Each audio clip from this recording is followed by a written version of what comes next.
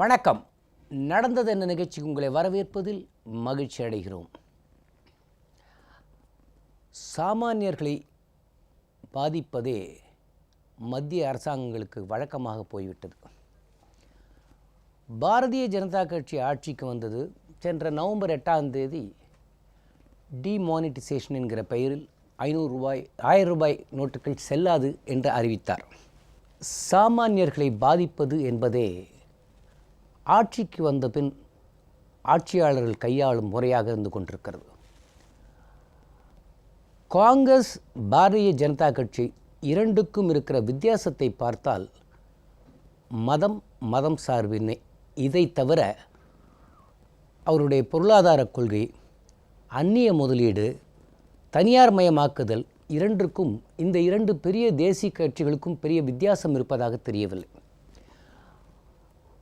Demonetisation செய்த பிறகு பணப்பரிவர்த்தனை இல்லாத ஒரு நடைமுறை வர வேண்டும் என்பதற்காக வங்கி கணக்குகளை துவக்கச் சொன்னார்கள்.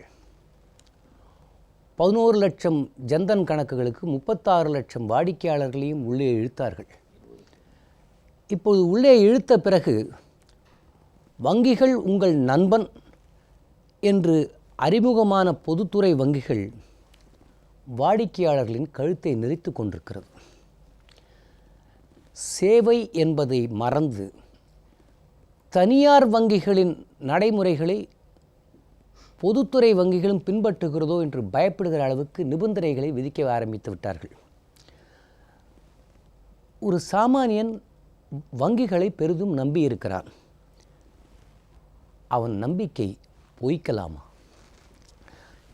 வங்கிகளின் தற்போதைய நடவடிக்கைகள், பாரதிய ஜனதா கட்சியின் அணுகுமுறை, ஊபி போன்ற பெரிய மாநிலத்தில் அவர்களுக்கு கிடைத்த வெற்றி அவர்களை தங்கள் நடவடிக்கைகளை இன்னும் இருக்கச் செய்யுமா, இல்லைனா மனம் இழகச் செய்யுமா? இது போன்ற விஷயங்களைத்தான் இன்று நாம் பேசப்போகிறோம். இது குறித்து நம்முடன் பேசுவதற்காக பாரதிய ஜனதா கட்சியின் மாநில துணைத் தலைவர் திரு MN ராஜா அவர்கள் வந்திருக்கிறார்கள். வணக்கம். மத்திய அரசு ஊழியர் மகா சம்மேளனத்தின் பொதுச் செயலாளர் துரை பாண்டியன் அவர்கள். வணக்கம். அகில இந்திய காங்கிரஸ் கமிட்டியின் உறுப்பினர் பொன் கிருஷ்ணமூர்த்தி அவர்கள். வணக்கம் சார். உங்கள்கிட்டேருந்தே வரேன். ஏனென்றால் நான் அறிமுகத்தில் சொன்னது போல இவர்கள் இருவரும் களத்தில் வேறுபட்டிருந்தாலும் சில கொள்கைகளில் அவர்களுக்குள் பெரிய மாறுபாடு இல்லை என்று நினைப்பதனால் அனைவருக்கும் வங்கி பரிவர்த்தனை வேணும், எல்லாரும் வங்கிக்கு வாங்க என்றார். உங்களுக்கென்று ஒரு வங்கி கணக்கு என்றார் பிரதமர். ஆனால் தற்போது பராமரிப்பு சேவை என்ற பெயரில் பொதுமக்களுக்கு சுமை விழுந்துள்ளதே, இதையெல்லாம் நீங்கள் எப்படி பார்க்கிறீர்கள்?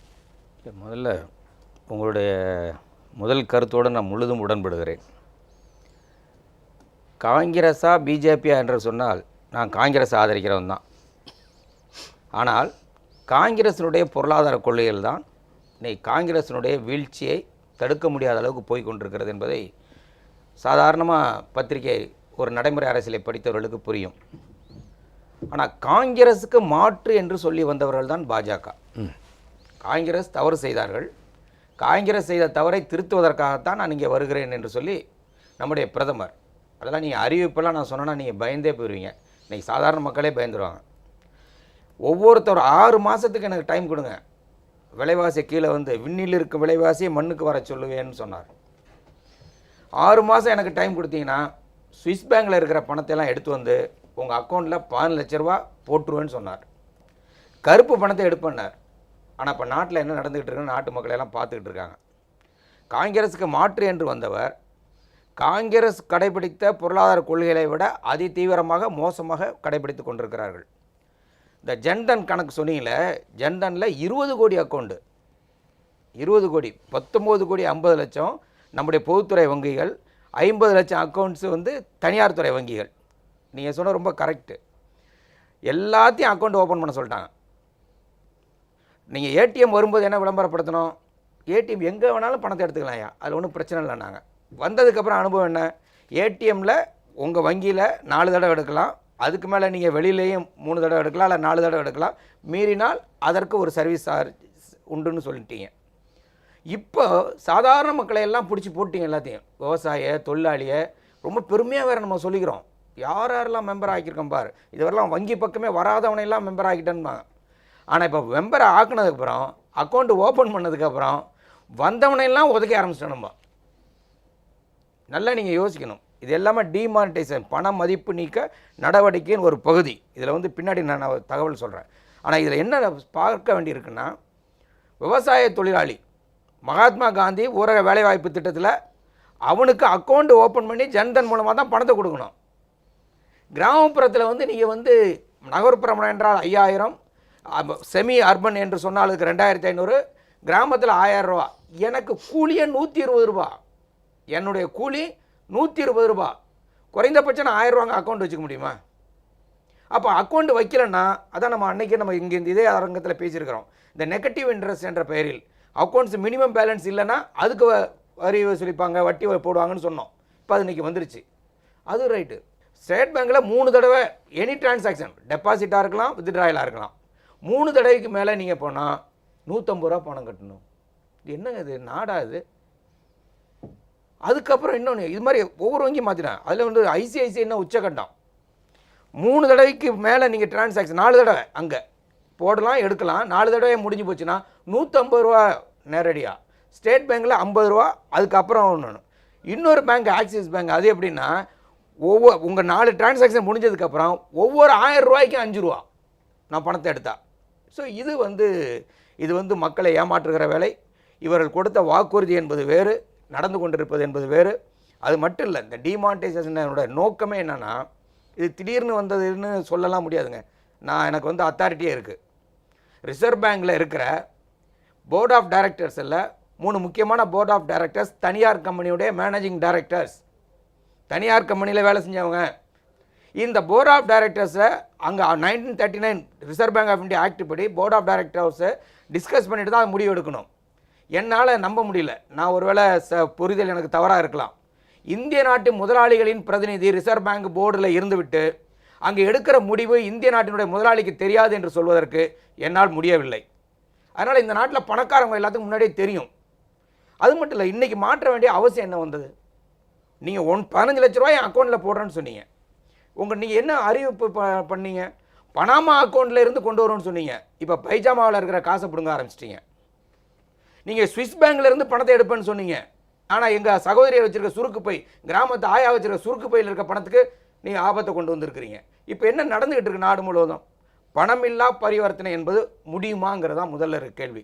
இந்த நோக்கமே என்னன்னா, இவர் இப்படிலாம் அது வந்து சர்வீஸ் டேக்ஸ் போடுவதன் மூலமாக, வித்ட்ராயலுக்கு பணம் செலுத்த சொல்வதன் மூலமாக மக்களை ஏடிஎம்க்கு கொண்டு போகணும், மொபைல் மணி டிரான்சாக்ஷன் கொண்டு போகணும், எல்லாமே மின்னணு பரிவர்த்தனை கொண்டு போகணும்னா. ஆனால் மின்னணு பரிவர்த்தனைக்கு போனாலும் அதுவும் சார்ஜபிள். எனக்கு ஒரு சார்லாம் கோச்சிக்கக்கூடாது, ஒரே ஒரு கேள்வி கேட்க தோணுது. இன்றைக்கி நான் மின்னணு பரிவர்த்தனைக்கு போயிட்டாங்க. நான் மின்னணு பரிவர்த்தனை போய் செஞ்சுக்கிட்டு இருக்கிறேன். நான் போய் ஒரு பொருள் வாங்குகிறேன். அது 1.5% 3%க்கு I how to pay service tax. நான் மட்டும் இல்லை, எனக்கு பொருள் விற்கிறான் பாருங்கள், அவனும் அந்த வங்கிக்கு கொடுக்கணும். ஆனால் துரதிர்ஷ்டவசமாக இவைகளை செய்கிற வங்கிகள் எல்லாமே இந்திய நாட்டு வங்கிகள் அல்ல, வெளிநாட்டினுடைய ஷேர் அதிகமாக இருக்கிற வங்கிகள். அப்போ இந்திய நாட்டுடைய பிரதமராக அல்ல இந்திய நாட்டினுடைய அரசாங்கம் வெளிநாட்டு வங்கிகளுக்கு சேவை செய்வதற்காக, அவன் பணம் சம்பாதிப்பதற்காக நம்ம ஏஜென்ட் வேலை செய்கிறோமா என்ற ஒரு சந்தேகம். அது மட்டுமல்ல, 100 ரூபாய் நான் உங்கள்கிட்ட ஒரு பொருள் வாங்கி கொடுக்குறேங்க, முடிஞ்சு போச்சா டிரான்சாக்ஷனு? ஆனால் நான் பிஓஎஸ்லேயோ அல்லது ஸ்வைப்பிங் மிஷின் மூலமாகவோ வங்கி மூலமாக யார் மூலம் கொடுத்தா, இந்த 100 ரூபாய் பணமாக கொடுக்காமல் உங்களிடம் இருந்து நான் வாங்கினால் 100 பேருக்கு கொடுப்பேன். எப்படி? ஸ்வைப்பிங் மிஷின் மூலமாக. நீங்களும் நானும் பண்ணுற பிஸ்னஸ் வாங்கி கொடுத்தா 100 ரூபா பணமாக கொடுத்தா முடிஞ்சு போச்சு. ஆனால் ஸ்வைப்பிங் மிஷினில் இந்த 100 ரூபா சுற்றி வந்துச்சுன்னா, 100 தடவை சுற்றி வந்துச்சுன்னா எவ்வளோ ஆகும் பாருங்க, 150 ரூபா சம்பாதிக்குது. யார் சம்பாதிக்கிறானே தெரியாது நமக்கு. 100 தடவை சுற்றி வந்தால் 150 ரூபா சம்பாதிச்சிடும். ஸோ அப்படிப்பட்ட ஒரு நிலைமை ஏற்பட்டிருக்கு. இது சாதாரண மக்களை பாதிக்கிற ஒரு விஷயம். அதனால் இந்திய அரசாங்கம் உடனடியாக தலையிட்டு இதை திரும்ப பெற வேண்டும். சார், நீங்கள் எப்படி பார்க்குறீங்க? வங்கி பரிவர்த்தனைக்கு வாருங்கள் என்றார்கள், உங்களுக்கென்று வங்கி கணக்கு என்றார் பிரதமர். இப்போது இந்த பராமரிப்பு சேவை என்று மக்கள் மீது விழுந்திருக்கிற சுமையை நீங்கள் எப்படி பார்க்கிறீர்கள்? அதாவதுங்க, மரியாதைக்குரிய திரு துரைபாண்டியன் சொன்ன மாதிரி ரொம்ப மோசமான நிகழ்வு இன்றைக்கி வங்கிகளில் நடந்துக்கிட்டு இருக்கு. கேஷ்லெஸ் டிரான்சாக்ஷன் என்பது உலகமெங்கும் பெரிய வெற்றியை பெறாத ஒரு நிகழ்வு அது. இன்றைக்கி அமெரிக்காவிலையும் ஸ்வீடன் அந்த 2 நாட்டில் மட்டும்தான் ஏதோ அப்படி நடந்துகிட்ருக்கு. ஆனால் அந்த அமெரிக்காவில் கூட 50% மேலே கேஷ் டிரான்சாக்ஷன் தான் நடந்துகிட்ருக்கு. நீங்கள் கனடா எல்லாமே மிகப்பெரிய பணக்கார நாடு, 80% மேலே கேஷ் டிரான்சாக்ஷன் நடக்குது. இந்தியா 125 கோடி மக்கள் உள்ள சாமானிய ஏழை மக்கள் உள்ள இந்த நாட்டில் நீங்கள் கேஷ்லெஸ் டிரான்சாக்ஷன் என்பது கொண்டு வருவதே மிகப்பெரிய ஆபத்தான விஷயம். இந்த டிமானிசேஷனால் என்ன ஆகிப்போச்சுன்னா வேலை வாய்ப்பு இன்றைக்கு இழந்திருக்கிறோம். விவசாயம் மிகவும் மோசமான ஒரு சூழ்நிலையை நோக்கி போயிட்டுருக்கு. நீங்கள் ஜிடிபின்னு சொல்கிறாங்க, அது பெரும்பாலுமே விவசாயத்தை வச்சு தான் நம்ம ஜிடிபியே பண்ணுறோம். ஆனால் விவசாயிகளுக்கு கூலி கொடுக்க முடியல, அறுக்க முடியாமல் பயிர்கள் தலை சாய்ந்து போன கண்கூடான காட்சி நம்முடைய நெஞ்சங்களில் இரத்தத்தை வர வைக்கக்கூடிய ஒரு நிகழ்வாக இருக்கிறது. இன்றைக்கி பார்த்திங்கன்னாக்கா இந்தியா முழுக்க மிகப்பெரிய ஒரு வறட்சியான சூழ்நிலை இன்றைக்கு இருந்து கொண்டிருக்கிறது. ஆனால் இந்திரா காந்தி அவர்கள் ஏழை சாமானிய மக்கள், பணக்காரன் மட்டும் போயிருந்த அந்த வங்கிக்குள் ஏழை எளியவர்களை உள்ளே அழைத்தார்கள். நம்முடைய பிரதமர் என்ன சொன்னார்? எல்லோரையும் வங்கிக்குள் கொண்டு வரும். பணம் எடுத்தாலும் ஃபைன் போடுறீங்க, 4 தடவைக்கு மேலே எடுத்தால் 150 ரூபாயா. அவர் இன்னும் நல்ல அருமையான ஒரு கருத்தை சொன்னார். எனக்கு கூலியே 120 ரூபா, 1000 ரூபா நான் எங்கே டெபாசிட் வைக்கிறது? எங்கிட்ட 1000 ரூபாயே இல்லையே. நீங்கள் ஜன்தன் ஆரம்பித்ததனுடைய நோக்கம் என்ன? நீங்கள் சொன்னீங்க 20,000 கோடி பேர் அக்கௌண்ட்டை ஓப்பன் பண்ணிங்க, ஜன்தன் கணக்கு. எங்களுக்கு பணமே இல்லாமல் நீங்கள் நாங்கள் அக்கௌண்ட்டை ஓப்பன் பண்ணி தரேன்னு சொன்னீங்க. சரி, எல்லாமே நம்பணும். சார் சொன்ன மாதிரி நீங்கள் என்ன வாக்குறுதி கொடுத்தீங்க? ஒரு வாக்குறுதியும் நீங்கள் நிறைவேற்றவே இல்லை. சரி, நீங்கள் 2 பேரும் முதல் சுற்றை அழகாக சொல்லிவிட்டீர்கள். இவர்கள் இருவரின் கூற்று ராஜா சொல்லுங்க. நீங்கள் அதாவதுங்க, அவங்க 2 பேருமே ஒரே உரையில் இருக்கக்கூடிய கத்திகள் அவங்க முதல்ல சொல்லிட்டாங்க. அதனால் அவங்க அப்படித்தான் பேசுவாங்க. முதல்ல இந்த டிமானிட்டைசேஷன் அப்படின்ற இடத்துல ஒரு மகாபெரிய வெற்றி பெற்றிருக்கிறதுனால தான் யூபியில் ஜெயிச்சிருக்கிறோம். அடுத்து வரக்கூடிய உத்தரகாண்டில் ஜெயிச்சாச்சு. மற்ற இடங்கள்லேயும் நாங்கள் மீதி 2 மாநிலங்களையும் ஜெயிச்சு விடுவோம். பஞ்சாப் அதாவதுங்க, ஏதாவது ஒரு இடத்துல 5 இடத்துல நீங்கள் எடுத்துக்கிட்டிங்கன்னா இவ்வளோ பெரிய, அதாவது கிட்டத்தட்ட 25 கோடி மக்கள் தொகையை கொண்ட உத்தரப்பிரதேசத்தில் இன்றைக்கு நாங்கள் 300க்கு மேலே வந்திருக்கிறோம். அதை சொல்லுங்கள். இவங்க ஏதாவது சும்மா உட்காந்து குண்டு செட்டில் குதிரை ஓட்டிட்டு உட்காந்துட்டு இருப்பாங்க. ஐயா இங்கே பாருங்க, நான் பேசும்போது நீங்கள் குறுக்க வராதீங்க. இல்லை, நீங்கள் கொஞ்சம் பொறுமையாக இருங்க. அடுத்ததுக்கு வாங்க. நீங்கள் பேசும்போது நான் கம்மன் இருந்தல்ல, வாங்க. சும்மா பேர் ஏகப்பட்ட குற்றச்சாட்டை வச்சுக்கிட்டே இருப்பீங்க. நீங்கள் சொன்னால் பேசாமல் இருப்பாங்க. நான் அடுத்தது வரும்போது பேசுங்க. அமைதியாக இருங்க, அமைதியாக இருங்க. எடுத்ததுமே சும்மா குறுக்க பேசிக்கிட்டு. அதாவது நான் என்ன சொல்ல வரேன்னா, எந்த ஒரு காரியத்தை எடுத்துக்கொண்டாலும் இன்றைக்கு இந்த அளவில் மக்கள் ஒரு அபரிமிதமான இடத்தில், நீங்கள் என்ன எடுத்துக்கிட்டீங்கன்னா, இஸ்லாமியர்கள் அனைத்து பகுதியில் இருக்கக்கூடிய தாழ்த்தப்பட்டோர்ன்றவங்க எல்லாரும் இருக்கிறவங்க இன்னைக்கு ஓட்டளித்து இவ்வளோ பெரிய இடத்துல ஜெயிச்சு வந்திருக்கிறாங்க. அந்த இடத்திலேயே நாம் முடித்து விடுகிறோம். அதாவது அந்த இடத்திலேயே இவர்களோட அத்தனை பேரும் பொய் குற்றச்சாட்டுகள் பொய்த்து விட்டன. நீங்கள் வெற்றி பெற்றீர்கள். அதற்கு காரணம் என்ன? டிமானிட்டைசேஷனை மக்கள் ஏற்றுக்கொண்டார்களா? அல்லது யூபியில் முலாயம் சிங்கும் அவர் மகன் கருத்து கணிப்புல இருந்து எல்லாரும் பேசிக்கிட்டு இருந்தது என்ன? இன்றைக்கு இதோட எஃபெக்ட் பாருங்க. நீங்க வரப்போற தேர்தல், ஒரிசால நடந்த உள்ளாட்சி தேர்தல் எடுத்துக்கங்க, மகாராஷ்டிராவில் நடந்த உள்ளாட்சி தேர்தலை எடுத்துக்கங்க, கண்டினியூவா எடுத்துட்டு இருங்க. அதாவது மகாராஷ்டிரா இன்றைக்கு இருக்கக்கூடிய பணத்தை அதிகமாக ஒரு பெரிய ஒரு தொழில் நகரமாக இருக்கக்கூடிய மகாராஷ்டிரால உள்ளாட்சி தேர்தலில் நாங்க ஜெயிச்சிருக்கிறோம். எத்தனை இடங்கள் நீங்க மக்கள் அங்கெல்லாம் இருந்து இல்ல சார், அந்த இடத்துல தான் இல்ல சார், நீங்க அப்படி ஜெயிக்கும் போது இப்படி மக்கள் மீது இவ்வளவு பெரிய சுமையை நீங்கள் போட எமர்ஜென்சி காலத்தில் இந்திரா காந்தி மீது என்ன ஒரு பயம் வந்ததோ அந்த பயம் இப்ப அனுப்பிவிட்டார்கள். அதை நன்றாக புரிந்து வைத்துக் கொள்ளுங்க. மக்கள் முட்டாள்கள் இல்லை. அரசியல்வாதிகள் அவர்களுக்கு இருக்கக்கூடிய சாயத்தை சரி செய்து கொள்ள வேண்டும் என்பதற்காக மேலும் மேலும் அதே சாயத்தை பூசிக்கொள்வது அவர்களோட வாடிக்கை. என்னை பொறுத்தவரையில் இன்றைக்கு கேட்ட கேள்விகளுக்கு பதிலாக இன்றைக்கு பார்த்தால் முதலில் டிமானிட்டைசேஷன் மகா பெரிய வெற்றி அடைந்திருக்கிறது. அதோட நிலைமையை நீங்கள் கூடிய சீக்கிரம் பார்க்கலாம். கேஷ்லெஸ் டிரான்சாக்ஷன் அடுத்த கேள்வி. இல்லை, எனக்கு என்ன ஒரு காமன் மேனை, சாமானியனை இன்றைக்கு இந்த வங்கி கணக்கு இப்போ ஸ்டேட் பேங்க் என்ன சொன்னாங்க, 5000 எல்லாம் 10 நிமிஷம் பொறுமையா பேச விட்டீங்க. இல்ல எனக்கு மட்டும் ஒரு நிமிஷம் கூட கொடுக்காம குறுக்க வரீங்க. அவரும் வராரு, நீங்க வராரு. அப்படி இல்ல. மக்கள் புரிஞ்சுக்க வேண்டாமா? நான் சொல்றேன், எனக்கு இந்த பேசிக் சொல்லிட்டு நீங்க யூபி பாலிடிக்ஸ் போங்க. அதாவது எனக்கு பேங்க் டிரான்சாக்ஷனுக்கு அடிப்படையாக எடுத்துக்கொண்டால் சாமானிய மக்கள் அப்படி ஓட்டளித்திருக்கிற காரணத்தினால் இவ்வளோ பெரிய ஒரு ரிசல்ட் கிடைச்சிருக்கு. நம்பர் 1. நம்பர் 2, இப்போ நீங்கள் கேட்டிங்க இல்லையா, ஸ்ட்ரைட்டாக இவங்க சொன்ன 5வது கேள்விக்கே பதில் சொல்கிறேன். இன்றைக்கு இந்த ஒவ்வொரு வங்கி பரிவர்த்தனைக்கும் கேஷ்லெஸ் டிரான்சாக்ஷனில் சார்ஜஸ் அப்படின்னு சொல்கிறாங்க. இந்த சார்ஜஸை பொறுத்த வரைக்கும் வங்கிகள் கொண்டு வந்திருந்த இந்த திட்டத்தை மிகவும் அழகாக எடுத்து கூறி இவையெல்லாம் சாமானிய மக்களுக்கு சில பிரச்சனைகளை கொண்டு வரப்போகிறது என்று எடுத்து கூறியிருக்கிறது.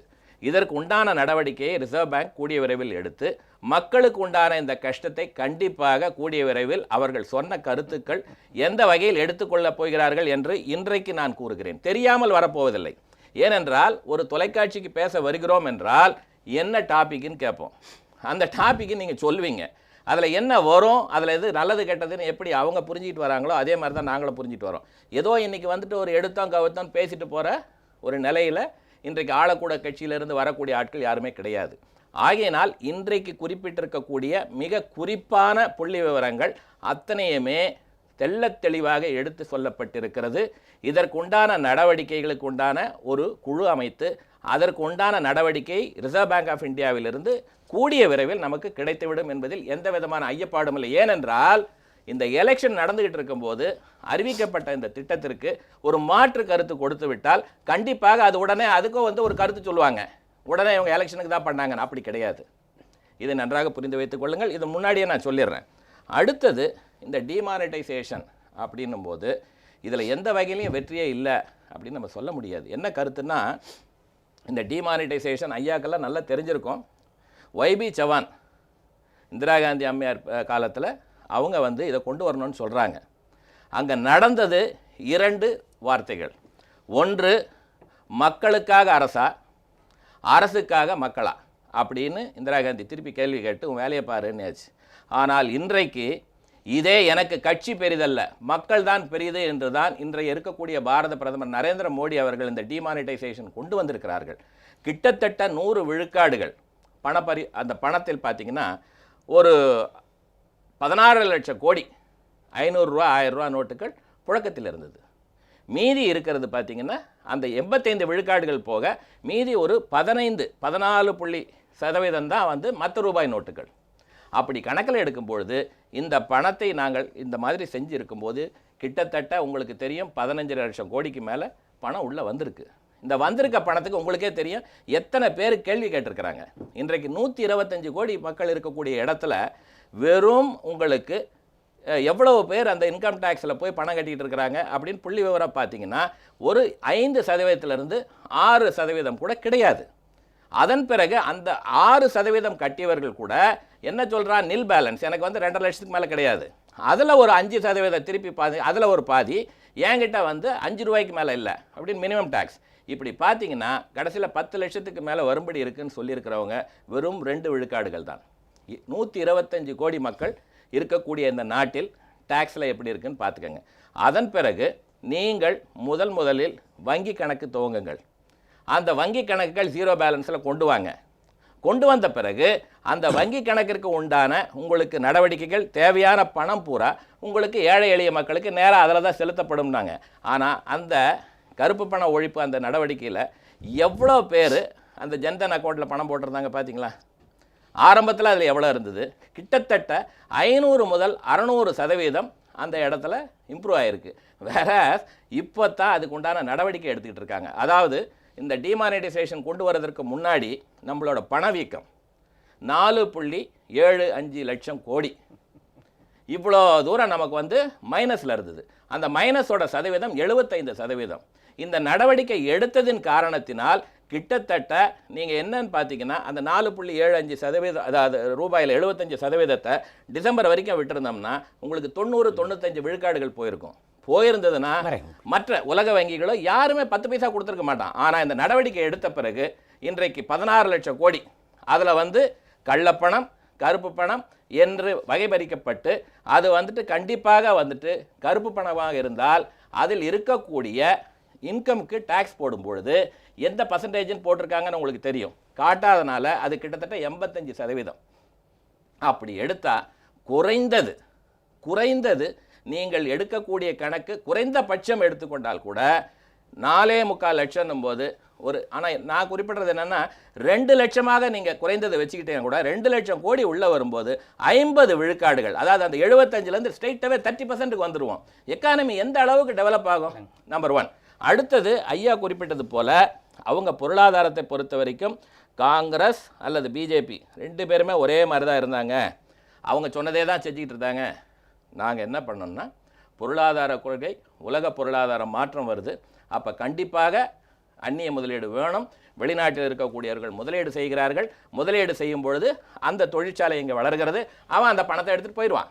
ஆனால் இன்றைக்கு நரேந்திர மோடிகள் செய்திருக்கிற சாதனை என்னன்னா, இங்கே நீ செய்யக்கூடிய இந்த முதலீடு அதற்குண்டான உதிரி பாகங்கள் முதற்கொண்டு அவர் ஏதோ சொல்றாரு, அதுக்கு சேர்த்து பதில் சொல்றது உங்களுக்கு சௌரியமா? பணவீக்கம் குறைந்ததற்கு காரணம் வேற. இந்திய நாட்டு மக்கள் கையிலேயே பணப்புழக்கம் இல்லை. அப்போ பணவீக்கம் குறைஞ்சி தான் ஆகணும். மார்க்கெட்டில் டிமாண்டே இல்லை. காய்கறி விற்க முடியல, சாதாரண கட்டிட தொழில் செய்ய முடியல. அப்போ இவன்கிட்ட பணமே இல்லைங்கிறப்போ பணவீக்கம் குறையதான் செய்யும். அது ஆனால் உண்மையானு பார்த்தீங்கன்னா சில்லறை பணவீக்கம் அதிகமாக இருக்கும். நீங்கள் பணம் தப்பான நம்ம பேசிகிட்டு இருக்கோம். அதுக்கு சம்மந்தம் இல்லை. அதுக்கு அடுத்த முக்கியமான ஒரு ஆபத்தில் இந்தியா மாட்டிக்கிட்டு இருக்கு. அடுத்தது இல்லை ஒரு ஆபத்தில் இருக்குது. என்ன ஆபத்தில் இருக்குன்னா, நீ சார் ஒரு உண்மையை ஒத்துக்கிட்டதில் எனக்கு ரொம்ப மகிழ்ச்சி. இவ்வளோ ஓப்பனாக எந்த பிஜேபிக்காரங்களும் ஒத்துக்கிட்டது இல்லை. வெளிநாட்டுக்காரன் பணத்தை கொண்டு வந்தானா திரும்பி போயிடும் அப்படின்னு சொன்னான். ஏன்னா இவ்வளோ நாள் நம்ம பெருமையாக சொன்னது என்னென்னா, வெளிநாட்டில் இருந்து பணம் வருது, எஃப்டிஐ வருது, FBI வருது, FII வருது, அதனால் நம்ம நாடு இப்போ வளம் பெறும்னு சொன்னாங்க. இப்போ ஒரு உண்மையை ஒத்துக்கிட்டாங்க. வந்த பணம் திரும்பி போகிற ஆபத்து இருக்குங்கிறத ஒத்துக்கிட்டீங்க, ரைட்டு. ஆனால் இப்போ வங்கியில் ஒரு புதிய பிரச்சனை வந்திருக்கு. இந்த 6 மாதமாக என்ன வங்கியில் என்ன நடவடிக்கை நடந்திருக்கு கேள்விப்பட்டீங்கன்னா நீங்கள்? எதுவுமே நடக்கலை. புது கடன் கொடுக்க முடியல, கொடுத்த கடனை வசூலிக்க முடியல. இப்போ தான் இந்த 2வது வாரத்து இந்த மார்ச் 2வது வாரத்தில் தான் என்னென்ன பண்ணுறங்கிறத பிளானே இப்போ வருது. இப்போ என்ன புது பிரச்சனைனா, நாம் வெளிநாட்டு வங்கியில் போய் கள்ளப்பணத்தை போட்டோம்னா போடுறவன் அந்த வங்கிக்கு வட்டி கொடுப்பான். நல்லா கவனிங்க, கருப்பு பணம் வச்சுருக்காங்க பாருங்கள் வெளிநாட்டு வங்கியில். நாம் நம்முடைய வங்கியில் பணத்தை போட்டால் என்ன பண்ணணும்? வங்கி நமக்கு வட்டி கொடுக்கணும். இப்போ ஐடியலாக எந்த பலனும் இல்லாமல் கிட்டத்தட்ட 4 மாதத்துக்கு மேலே 15.5 லட்சம் கோடி, அவர் சொன்னார் பாரு, கிட்டத்தட்ட 16 லட்சம் கோடி ரூபாய் வங்கியில் இருக்குது. இது வங்கியில் இருந்தால் வங்கிக்கு நிதி சுமை, இது வெளியில் போயே ஆகணும். அது போகாத ஒரு நிலை இன்னைக்கு ஏற்பட்டிருக்கு. அது ஒன்று. இந்த விலைவாசியை கட்டுப்பாடு பதில் சொல்லிட்டோம். அவர் உங்களுக்கு பதில் சொல்லிட்டோம். இப்போ பரவாயில்ல சொல்ல. அதாவது இவங்க இப்போ ஐயா கேட்டாங்க ஒரு கேள்வி. அதாவது வங்கியில் பணமே கொடுக்கல, அதனால் பண சுமையில் ரொம்ப கஷ்டமாக இருந்ததுன்ட்டு. நியாயமாக பார்த்தீங்கன்னா இவர்கள் காலத்தில் திரு பி. சிதம்பரம் அப்படின்னு ஒரு நிதியமைச்சர் இருந்தாங்க. அவர் ரிசர்வ் பேங்க்குக்கு ஒருத்தர் நியமித்தார், ரகுராம்னு. அவர் என்ன பண்ணியிருக்காருன்னா, அந்த காலத்தில் வங்கியில் இருக்கக்கூடிய பணங்களை வெளியில் பரிவர்த்தனைக்கு அளவே பண்ண கிடையாது. ஆனால் இன்றைக்கு அது மாற்றப்பட்டு உங்களுக்கு வங்கியில் ஒவ்வொருவரும் எடுத்துக்கொள்ளக்கூடிய பணத்திற்கு குறைந்த வட்டி என்று இப்பொழுது தான் பட்ஜெட்டில் வந்திருக்கு. அதை இவங்க அப்பட்டமாக போய் சொல்ல வேண்டாம். இன்றைக்கு எல்லாருமே எடுத்துக்கொள்ளலாம். அதாவது டிமாண்ட் சப்ளை பற்றி ஐயா சொன்னாங்க. இல்லை நான் வந்துடுறேங்க ஐயா, உங்கள் பாயிண்ட்டுக்கு வரேன். பணம் அந்த காலத்தில் அவர் கொடுக்கல, அதனால் சரியாக பயன்படுத்த முடியல. இன்றைக்கு இந்த பட்ஜெட்லேயே ஓப்பனாக சொல்லியிருக்கிறோம், உங்களுக்கு இருந்த அந்த வாங்கக்கூடிய இப்போ ஒரு ஹவுசிங் லோனுக்கு இது வரைக்கும் உங்களுக்கு வட்டி கிடையாது. அதுக்கப்புறம் ஒரு ஸ்லாபுக்கு மேலே பார்த்தீங்கன்னா உங்களுக்கு வெறும் இவ்வளோதான் வட்டி. இப்படின்னும் போது இன்றைக்கி ஆட்டோமேட்டிக்காக இன்றைக்கி வீடுகள் வாங்குவது அந்த நடுநிலையில் இருக்கக்கூடிய மக்களை மனதில் வைத்துக்கொண்டு, ஏழை எளிய மக்களை மனதில் வைத்துக்கொண்டு தான் அந்த திட்டத்தை வைத்திருக்கிறார்கள். அப்புறம் அவங்க போய் அப்ளை பண்ணி பணம் வரப்போகிறதுல எந்த விதமான பிரச்சனையுமே கிடையாது. இன்றைக்கு அந்த டிமாண்ட் ஆனது இல்லைங்க, நான் முடிச்சிடுறேன். அதுக்கப்புறம் நீங்கள் கிளாரிஃபை பண்ணுங்கள். அடுத்தது இந்த டிமாண்ட் சப்ளையில் பார்த்தீங்கன்னா பணம் இல்லையா யாருக்கிட்டையும், அதனால் யாருமே போய் வாங்கலையா. உண்மையிலேயே பார்த்தீங்கன்னா இந்த சிஸ்டத்தை கொண்டு வந்த உடனே பல பேர் அதை வரவேற்றார்கள். திருமணத்திற்கு இவ்வளோ செலவு பண்ணிகிட்டு இருந்தோம், ஆனால் நாங்கள் சிம்பிளாக செலவு பண்ணியிருக்கிறோம். இதனால் எங்களுக்கு இவ்வளோ பணம் மிச்சமாக இருக்கிறது. எங்களை பொறுத்த மட்டில் இன்றைக்கு இந்த நடவடிக்கையின் காரணம் 2 லட்சத்துக்கு மேலே போனால் பேன் கார்டு கொடுக்கணும் நகை கடையில். இன்றைக்கு அதெல்லாம் பார்த்தீங்கன்னா உங்களுக்கு ஒவ்வொரு இடத்திலும் இவர் சொல்வது போல விலைவாசி வந்து டிமாண்ட் வந்துட்டு இல்லாதனால தான் குறைஞ்சதுன்னு இல்லை, ஆட்டோமேட்டிக்காக இடைத்தரகர்கள் கிடையாது. அதே நேரத்தில் செலவு செய்பவன் சிக்கனமாக இருக்க வேண்டும் என்று எப்படி செய்வது கற்றுக்கிட்டு இருக்கிறான் அவனும். இன்னைக்கு இந்த மாதிரி ஒரு சூழலில் பணத்தை நாம் எப்படி சிக்கனமாக செலவு செய்ய வேண்டும் என்று இளைஞர்கள் எத்தனை பேர் பேட்டி கொடுத்துருக்கிறார்கள் பத்திரிகையில் நீங்கள் பார்த்துருக்கலாம். அதை விட முக்கியமாக இவங்க என்ன சொன்னாங்கன்னா, இந்த எஃப்டிஐ பணம் வந்துட்டா எடுத்துப்பாங்கன்னு ஒரு உண்மையை ஒத்துக்கிட்டான்றதில்ல, அதை விட உண்மையை இவரும் ஒன்று ஒத்துக்கணும். இவங்கள மாதிரி பீரங்கி மட்டும் நாங்க இங்க இறக்குமதி பண்ணிட்டு அந்த பீரங்கி வெடிக்காது இருக்கிறதுக்கு இல்ல, யாரு மாதிரியோ ரெண்டு பேரும் ஒண்ணுன்னு தானே சொன்னாரு அவரு. காங்கிரஸ் தான் நான் ஏத்துப்பேன்னு சொன்னாரு இல்ல, அதை விட அந்த வார்த்தை இங்க பதிவாகி இருக்கிறது, அது பதிவாகி இருக்கிறது. அந்த வார்த்தையை சொல்லி இருக்க கூடாது. ஒரு தொழிற்சங்கவாதியாக குறிப்பிட்டால் தொழிற்சங்கத்தை பற்றி தான் பேசியிருக்க வேண்டிய தவிர இவர்கள் ரெண்டு பேரையும் வச்சுக்கிட்டா நான் அவங்கள தான் சப்போர்ட் பண்ணுவேன்னா indirectly show that he is supporting them.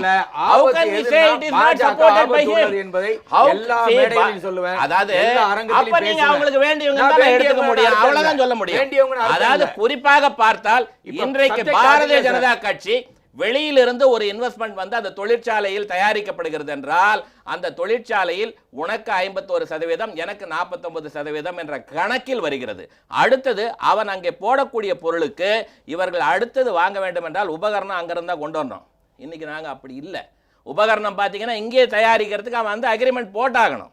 நாளைக்கு அவன் கையை ஏந்திட்டு இருக்கிறதுக்கு நாங்கள் தயாரில்லை. அடுத்த 5வது வருஷம் அந்த தொழிற்சாலையில் இருக்கக்கூடிய அனைத்து உதிரி பாகங்களும் இங்கே தயாரிக்கும் பொழுது அந்த பொருளை தயாரிக்கிற உரிமையை வாங்கி வச்சிருக்கிறோம். இவர்கள் பண்ண சாதனை பென்டகானில் போய் பார்த்தீங்கன்னா நம்ம பணம் கட்டியிருக்கிறதுக்கு உண்டான வட்டியோடு சேர்த்து அங்கே ஒரு பெரிய பணம் இருந்திருக்கு. அதை கூட பார்க்காம காங்கிரஸ் ஆட்சி பண்ணியிருக்காங்க கடந்த 10 ஆண்டு. மனோகர் பாரிக்கர் அவர்கள் வந்த பிறகு அந்த பென்டகானில் இருந்த பணம் தெரிந்து இன்றைக்கு வாங்கியிருக்கக்கூடிய இந்த பொருட்கள் அந்நிய நம்ம வந்து அந்த இராணுவ தளவாடங்கள் வாங்கியிருக்கக்கூடியதில் கிட்டத்தட்ட 25% நாம் அங்கே இருந்த பணத்திலே கொண்டு வந்துட்டோம். இதெல்லாம் யார் பண்ணியிருக்கிற சாதனை? இன்றைக்கு மக்களை சாமானிய மக்கள் என்று கூறினால் ஒரு விவசாயி அவனுக்கு கொடுக்கக்கூடிய பணம், அவனுக்கு அந்த 100 ரூபாய் கொடுக்குறாங்கன்னா அவனுக்கு 60 ரூபா தான் வருது, 40 ரூபாய் இடைத்தரகர்கள். வங்கியில் போடும்போது எந்த தரகர் இருக்காங்க? நேராக அவனுக்கு வங்கிக்கே போயிடுது. வங்கியில் மினிமம் 1000 ரூபாய் வைக்க வேண்டும் என்று குறிப்பிட்டிருக்கிறார்கள். அது என்னவென்றால் உலக வங்கியின் திட்டத்தின் பிரகாரம் இந்தந்த வங்கிகள் இப்படி சில சட்டங்களை வரையறுக்க வேண்டும் என்பது சட்டம்.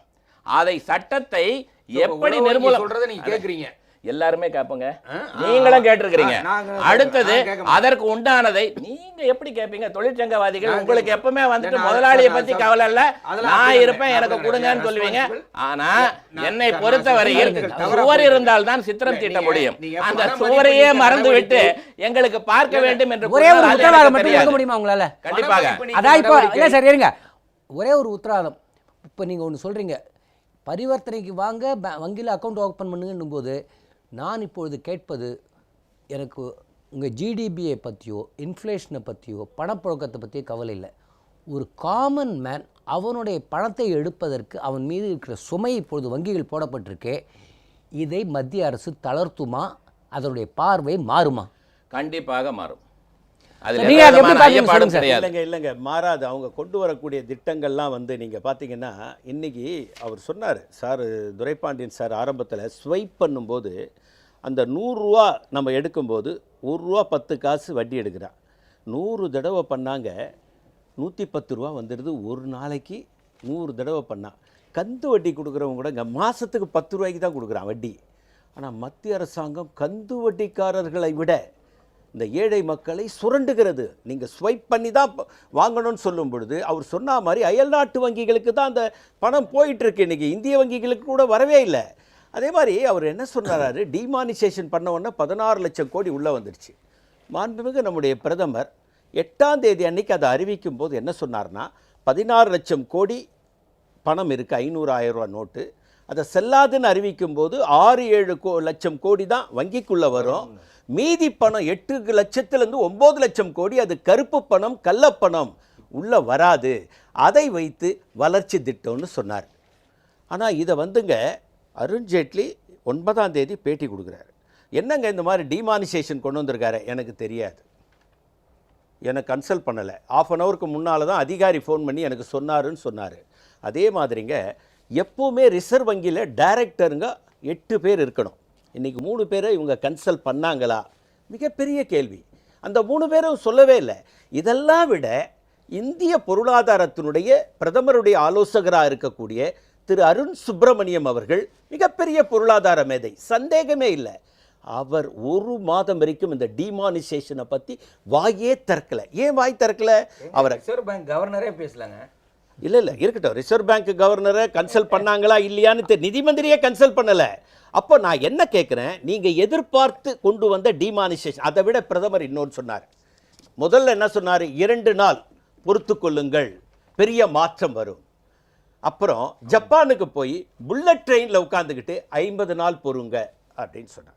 சரி, நான் கூட நினச்சேன் 50 நாள் பொறுத்த உடனே என்னுடைய ஏழை மக்கள், விவசாய மக்கள், குடிசையில் வாழுகிற அந்த விளிம்பு நிலை மக்கள்லாம் கூரையை பிச்சுக்கிட்டு ஏதோ குட்டப்போகுது, நம்முடைய பிரதமர் ஏதோ ஜீபூம்பா பண்ண போகிறாரு அப்படின்லாம் நான் பார்த்தேன். 50 நாள் போச்சு, ஒன்றும் இல்லை. இன்றைக்கி இவ்வளோ நாள் ஆயிடுச்சு, பெட்ரோல் விலை ஏறி போச்சு, விலைவாசி குறையுன்னு சொன்னீங்க. பெட்ரோல் டீசல் விலை ஏறின உடனே எல்லா விலையும் ஏறி போச்சு, காய்கறி விலைலாம் ஏறி போச்சு, எல்லா விலைவாசியும் ஏறி போச்சு. உங்களால் கட்டுப்படுத்தவே முடியல. என்ன சொன்னீங்க சார்? ஆரம்பத்தில் சொன்னார், வானத்தில் இருக்கிற அந்த விலைவாசியை தரையில் கொண்டு வந்து இறக்குவேன்னு சொன்னீங்களே, என்ன ஆச்சு? விலைவாசி இன்னைக்கு கட்டுக்கடங்காத நிலை. இந்த இடத்துல விட்டு வர ராஜா, இப்போ உங்கள்கிட்டேருந்து ஆரம்பிக்கிறேன். பொருளாதாரத்தை பார்க்கும்போது மேக்ரோ லெவல் ஒன்று இருக்குது, மைக்ரோ லெவல் ஒன்று இருக்குது. நான் இப்போ பேசுவதெல்லாம் இப்போ ஏப்ரல் 1ஆம் தேதியிலேருந்து இப்போ ஸ்டேட் பேங்க்கு கொஞ்சம் பின்வாங்கியிருக்காங்க. நேற்று வரை என்ன சொன்னாங்க? Minimum balance 5000. என்ன வேணாம் சட்டம் இருக்கட்டும். நம்ம வங்கிகளை தேசியமயமாக்கிய போது என்ன சொல்லி நம்ம நோக்கத்தோடு ஆரம்பித்தோம்? ஒரு காமன் மேன் பேங்க்குக்கு போக முடியாத நிலை இருந்தது. அது இந்திரா காந்தி மேலே நிறைய விமர்சனங்கள் இருந்தாலும் இந்திரா காந்தி பண்ண 2 விஷயத்தில் பிரைவேட் பர்ஸும் பேங்க் நேஷனல் சேவையும் ஒத்துக்கிறோம், பாராட்டுறோம். ரைட். இன்னைக்கு இந்த காமன் மேனுக்கு நான் கேட்பது ஒரு சாதாரண, அன்னைக்கு இந்திரா காந்தி தேச உடைமை ஆக்கும்போது எதிர்ப்பு தெரிவித்த ஒரே ஜனசங்க பாராளுமன்ற உறுப்பினர் திரு ஏபி வாஜ்பாய்ங்கிறதை ஞாபகப்படுத்துறது இல்லை. நான் கேட்பது, எல்லாருமே இப்போ வங்கிக்கு வர தயாராகிட்டோம். இத்தனை லட்சம் ஜன்தன் அக்கௌண்ட்ஸ் வந்தாச்சு, எல்லாரும் பேங்க்குக்கு வரோம் சார். இந்த 120 ரூபா கூலி வேலை வாங்குறானே, அவர் ஒன்று ஆரம்பத்தில் சொன்னார், அவனால் எப்படி 1000 ரூபா பேலன்ஸ் வைக்க முடியும்? நம்பர் 1. அப்புறம் என்னுடைய பணத்தை நான் பேங்க்கில் போடுறதுக்கு ஏப்ரல் 1 இத்தனை டிரான்சாக்ஷனுக்கு மேலே 150 ரூபா, ஏடிஎம்மில் 4 வாட்டி எடுத்தால் இவ்வளோ ஃபைன்.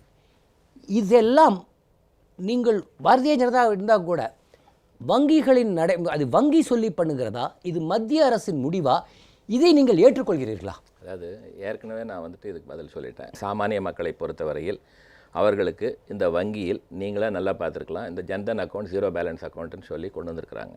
அப்படி ஒரு நிலையில் கொண்டு வந்திருக்கும் பொழுது நீங்கள் அவர்களுக்கு அந்த பேலன்ஸ் மெயின்டைன் பண்ணணும் அப்படின்னு சொன்னாங்கன்னா, அது பேங்க்லேருந்து கொடுத்துருக்கக்கூடிய பொது கருத்துக்கள். என்றைக்குமே பார்த்திங்கன்னா பேங்க்கில் செக் புக் வாங்கினா சார்ஜ் உண்டு, பேங்க்கில் டிரான்சாக்ஷனுக்கு சார்ஜ் உண்டு, எல்லாத்துக்குமே எல்லா நேரத்திலும் எல்லாருக்கும் சார்ஜஸ் உண்டு, கொடுத்துருக்குறாங்க. ஆனால் அது இன்றைக்கு இந்த கேஷ்லெஸ் டிரான்சாக்ஷன் மற்றும் இந்த ஜன்தன் அக்கௌண்ட் 0 பேலன்ஸ் அக்கௌண்ட்டில் இருக்கக்கூடிய சாமானிய மக்கள், ஏழைகள், விவசாயிகள் போன்ற ஒரு பின்தங்கிய ஒரு பகுதியில் இருக்கக்கூடியவர்களுக்கு எந்த வகையில் அவர்களுக்கு பாதுகாக்க கொடுக்க வேண்டுமோ அந்த பாதுகாப்புக்கு உண்டான சரியான பாயிண்டெல்லாம் அதுக்கு கூடிய விரைவில் உங்களுக்கு வந்துடும். அவன் கொடுத்துருக்கிறது என்றைக்காவது பேங்க்கில் செக் புக்குக்கோ அல்லது பரிவர்த்தனைக்கோ சார்ஜ் பண்ணாமல் டிடி வாங்கினா சார்ஜஸ் உண்டு, எல்லா காலத்திலையும் இருந்திருக்கிறது. இன்றைக்கு ஏதோ அதுதான் சார் நான் இப்போ சொல்ல வரேன், கொஞ்சம் பொறுமையாக இருங்க. அப்படி இருக்கும் பட்சத்தில் அவன் வங்கியில் இருக்கக்கூடியவர்கள் சில திட்டங்களை கொண்டு வருகிறார்கள், அதில் ப்ரெஸ்ஸுக்கு வருது, ப்ரெஸ்ஸுக்கு வந்த உடனே அது எல்லாருக்குமே வரப்போகிறது என்ற ஒரு பயம் வந்த பிறகு அதை எடுத்துக்கொண்டு ஏற்கனவே சமர்ப்பிக்கப்பட்டு விட்டது. இந்த நிலையில் கிடைத்திருக்கக்கூடிய உத்தரவாதம் என்னவென்றால், எந்த நிலையில் எந்தெந்த வார்த்தைக்கு உண்டான உத்தரவாதம் கொடுத்தோமோ அப்பேற்பட்ட சாமானிய மக்களுக்கு எந்த வகையிலும் எந்தவித பாதிப்பும் வராது என்ற கருத்தை கூறியிருப்பதனால்தான் மீண்டும் இதை பதிவிக்கிறேன். ஏற்கனவே நான் கூறிவிட்டேன். அடுத்தது இவங்க சொன்னபடி பார்த்தீங்கன்னா, இப்போ ஐயா என்கிட்ட பேசிகிட்டு இருக்கும்போது சொன்னாங்க கருப்பு பணம் கள்ளப்பணம். நீங்கள் நல்லா பார்த்தீங்கன்னா இன்றைக்கு வந்திருக்கிற பணத்தில் அவங்க சொன்னாங்க, எனக்கு தெரியாதுன்னா இதெல்லாம் விட்டுருங்க, நெட் ரிசல்ட்டுக்கு வாங்க. நெட் ரிசல்ட்டில் இன்றைக்கு கிட்டத்தட்ட பல லட்சம் பேருக்கு நோட்டீஸ் போயிருக்கு. இந்த பணம் நீ 2.5 லட்சத்துக்கு மேலே போட்டிருக்கிற, ஏது கணக்கு கொடுத்துட்டா சரி, கணக்கு கொடுக்கலாம், அவனுக்கு டேக்ஸ் வரப்போகுது. அந்த டேக்ஸ் வரதில் கள்ளப்பணம் அப்படின்றது ஒரு ஏரியா. அப்புறம் கருப்பு பணத்தை இது மூலமாக டேக்ஸ் கலெக்ட் பண்ணிக்கிறேன். கள்ளப்பணம் ஆட்டோமேட்டிக்காக நீங்கள் பார்த்தீங்கன்னா காஷ்மீரில் மற்றும் இன்றைக்கி நக்சலைட்ஸ் அதிகமாக இருக்கக்கூடிய பகுதிகளில், நீங்கள் கேரளாவில் கூட பார்த்தீங்கன்னா ஒரு 2 மாதத்துக்கு முன்னாடி சில இந்த மாதிரி நக்சலைட்ஸை சுட்டு அவங்கள இது பண்ணும்போது அவங்கக்கிட்ட அங்கே பணம் கிடந்திருக்கு. அந்த பணம் பூரா பார்த்தீங்கன்னா பழைய பணம். இல்ல கிடையாது. இல்ல இருங்க காஷ்மீர் காஷ்மீர் சார் நான் கேரளா காஷ்மீருக்கு வர இருங்க இப்ப புடிச்சல கேளுங்க இப்ப இல்லைங்க இப்ப விடுங்க நான் பேசிட்டு இருக்க கருத்துக்கு வாங்க நீங்க. அதாவது எப்படின்னா கேரளால காஷ்மீர்ல மாஞ்சு பகுதியில காஷ்மீருக்கு வரங்க காஷ்மீர்ல நம்ம பிடிச்சிருக்கிறதுல வந்து கிடைச்சிருக்குது. அந்த இடத்துல நீங்க பாத்தீங்கன்னா 2000 ரூபாய் நோட்டு. ஐயா நானு கேரளாவை சொல்றேன், நீங்க காஷ்மீருக்கு போறீங்க. காஷ்மீர்ல பத்தி நான் என்ன சொல்ல வரேன்னா பள்ளிக்கூடங்களே இயங்காமல் இருந்தது. இப்ப பள்ளிக்கூடம் திறந்து நடக்க ஆரம்பிச்சிருக்கு. காரணம் என்னன்னா வீரர்கள் நிறைய பாருங்க. நான் என்ன சொல்ல வரேன்னா என்னை பொறுத்த மட்டில் நடந்ததை பற்றி கேஷ்லெஸ் பத்தி பேசிட்டு இருக்கிறேன். நீங்க வந்து அதுதான் பேசிட்டு இருக்கிறேன். அதாவது காஷ்மீர்ல நான் என்ன சொல்லிட்டு இருக்கிறேன், இல்லைங்க பணமில்லா பரிவர்த்தனை பற்றி தான் பேசிக் கொண்டிருக்கிறோம். கண்டிப்பாக நீங்கள் பேசக்கூடிய கருத்துக்கள் முழுவதுமாக கேட்டுவிட்டு பேசுங்கள். அவர் பேசும்போது நான் கேட்கவில்லை. இவர் என்னை கேள்வி கேட்கும்போது தப்பு என்பது மக்கள் தீர்மானிக்கட்டும். நீங்கள் பேசி முடித்த பிறகு நீங்கள் கள்ளப்பணத்தை பொறுத்த மட்டில் தவறாக இன்றைக்கு அச்சடிக்கப்பட்டு பாகிஸ்தானிலிருந்தும் மற்ற இடங்களிலிருந்து வரக்கூடிய இந்த பணமானது பெரிய அளவில் தடுக்கப்பட்டது. அதன் பிறகு இப்பொழுது பிடிக்கப்பட்ட பணம் கூட பாத்தீங்கன்னா அந்த பணத்தை வெகு விரைவில் அடுத்த நிமிஷமே கண்டுபிடிச்சிடலாம். ஏன்னா அதுல இருக்கக்கூடிய கடைசியில உட்கார்ந்து இருக்கிறவர் எப்படின்னா ரிசர்வ் பேங்குக்கு பணம் அடிச்ச மிஷின் இருக்கு பாருங்க, கழட்டாமலே வித்திருக்கிறவங்க அவங்க. ஒரு சாதாரண விஷயமா அந்த மாதிரியான குற்றச்சாட்டு எல்லாம் நீங்க சொன்னா ஏத்துக்க முடியாது. நீங்க விக்கல இல்ல யாருக்கு வித்தீங்க? யார் வாங்குனாங்க?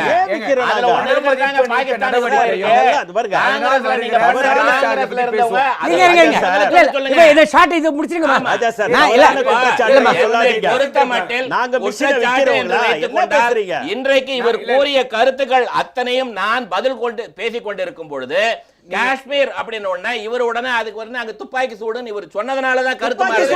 இப்ப டிமானிட்டைசேஷன் பத்தியும் காஷ்மீர் பத்தியும் நாம பேசிட்டு இருக்கிறோம்.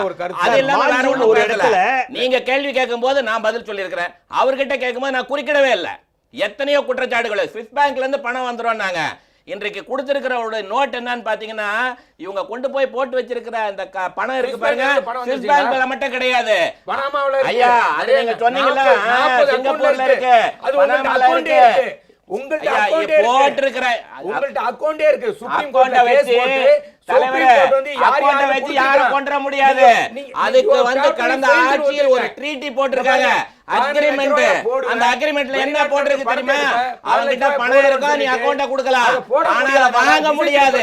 எப்படி வாங்க முடியும்? அதுக்கு வேற ஒரு அக்ரிமெண்ட் போடணும். ஒவ்வொரு அக்ரிமெண்ட்டும் இங்க வந்திருக்கு. இப்ப இனிமே அந்த பணம் கொண்டு வருவதில் தடை இல்லை. இவர்கள் சொன்னது அத்தனையும் போய்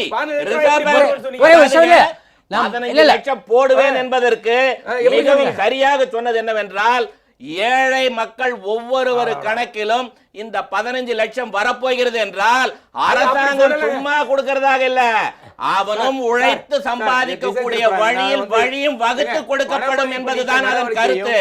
சும்மா அதை திருச்சி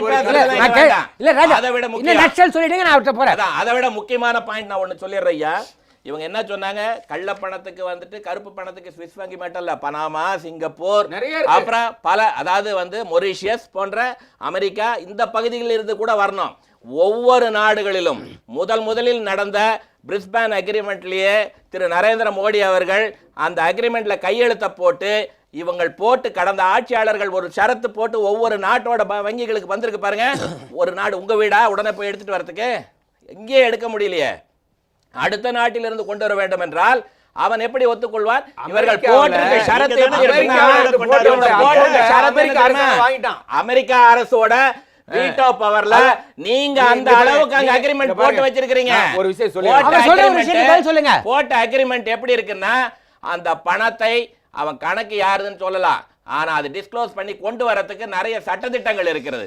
இப்பொழுது ஒவ்வொரு நாடாக மாறிக்கொண்டிருக்கிறது. அந்த லிஸ்ட் கிளியரா வந்து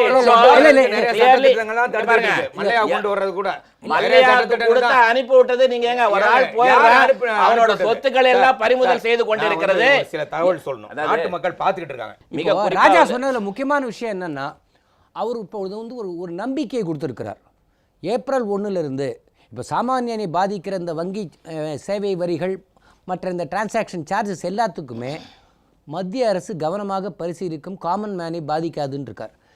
ஏப்ரல் 1 வங்கிகள் என்ன சட்டத்திட்டங்கள் வகுத்தாலும் பாமர மக்களை பாதிக்காத அளவுக்கு பாஜக அரசு ஒரு நல்ல முடிவு எடுக்கும்னு ஒரு நம்பிக்கை கொடுக்குறார்.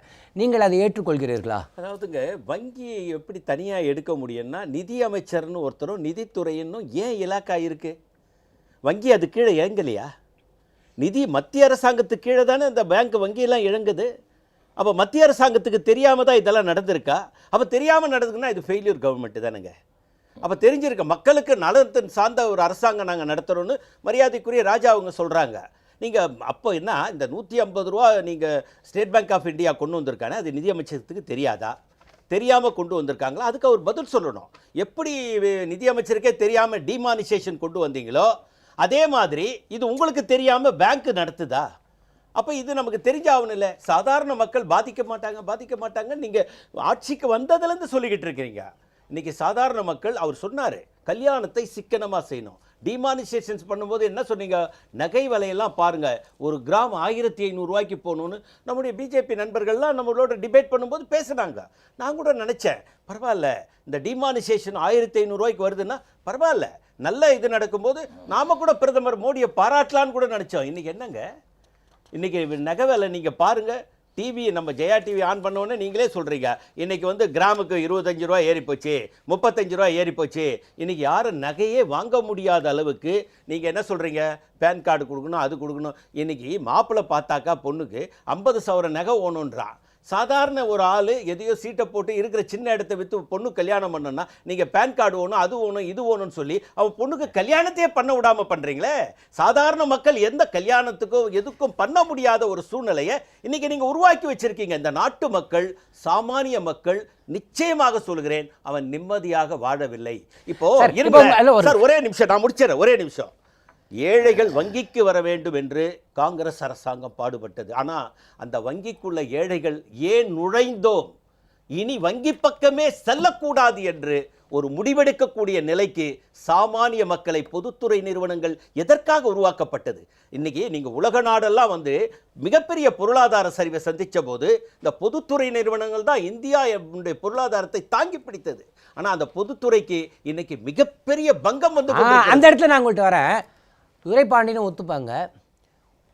ஃபர்ஸ்ட் ஆஃப் ஆல் இந்த பிஜேபி அரசை குற்றம் சொல்வது இருக்கட்டும், இந்த பொதுத்துறை நிறுவனங்கள், public sector enterprise, banks, nationalised banks, இதெல்லாம் ப்ரைவேட்டைசேஷன் ஆக்கணும்னு துடித்தது அதில் காங்கிரஸுக்கு பெரும் பங்கு உண்டா இல்லையா? இல்லைங்க, அதெல்லாம் அது ப்ரைவேட்டைசேஷன் ஆக்கிறதுக்கு நாங்கள் ஒன்றும் பெரிய எஃப்டிஐ நாங்கள் வர வச்சோம். என்ன காரணம்னா, இன்றைக்கி மாறி வரக்கூடிய உலகத்தில் 49% எஃப்டிஐயை நாங்கள் வர வச்சோம். உண்மைதான், அது நான் இல்லைன்னு சொல்லலை. மாறி வரக்கூடிய காலங்களில் இன்றைக்கி உலக பொருளாதாரத்தோடு நம்ம போட்டி போட வேண்டிய நிலையில் இருக்கிறோம்.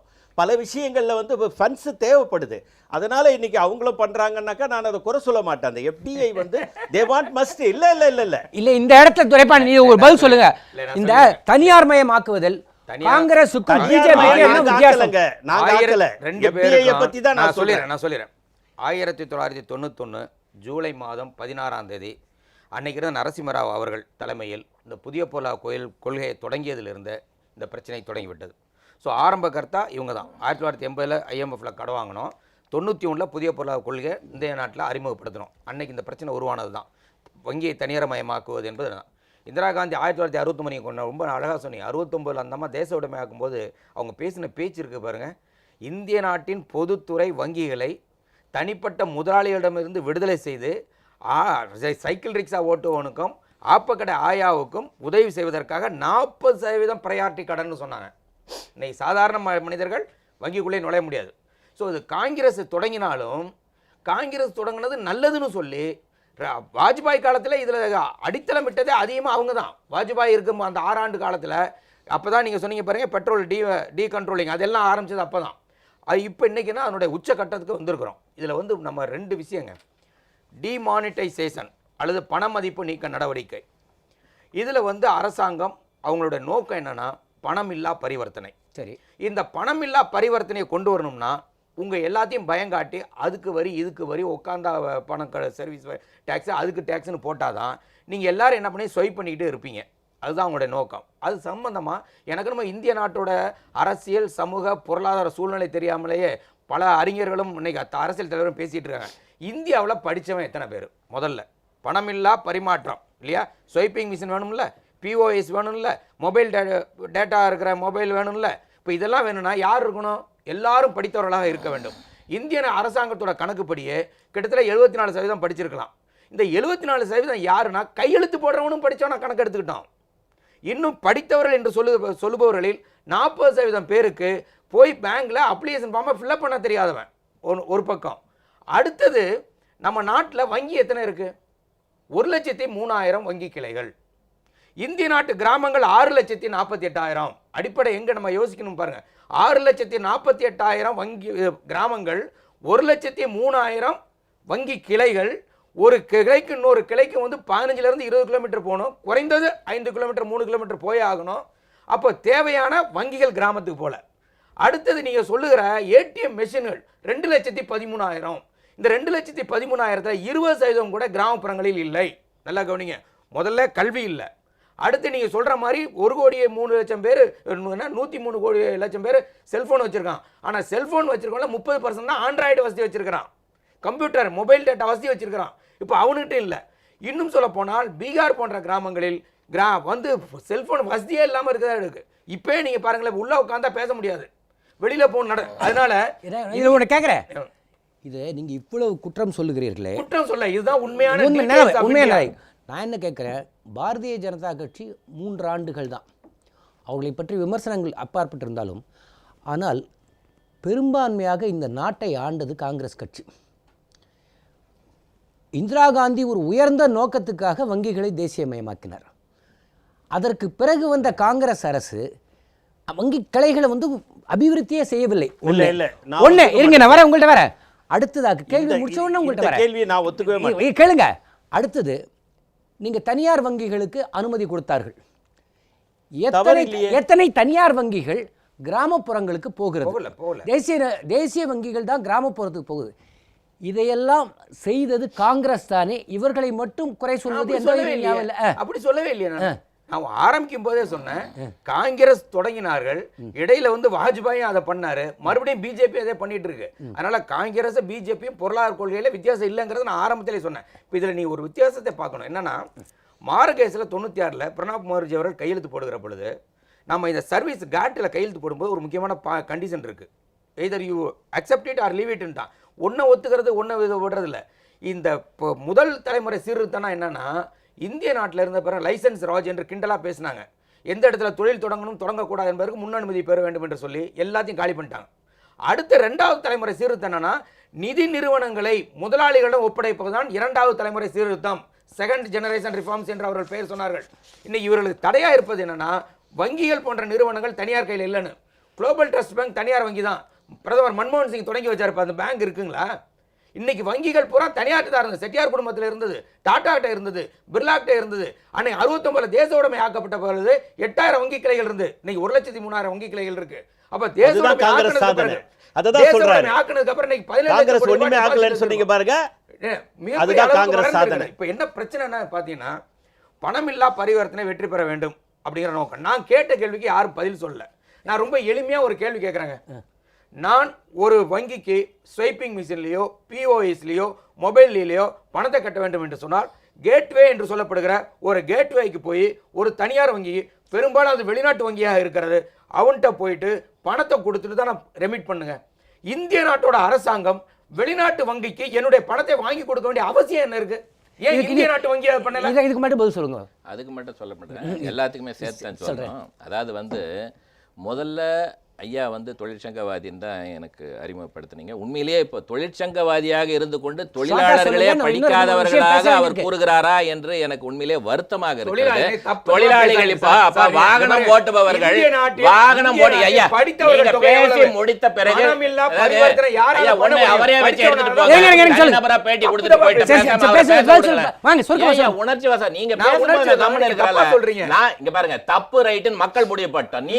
நீங்க வாத்தியார் இல்ல, நீங்க இங்க பேச வந்திருக்கீங்க, நானும் பேச வந்திருக்கேன். அதுக்கு நீங்க தப்பு ரைட் அது உங்க மனசுக்குள்ள வச்சுக்கங்க.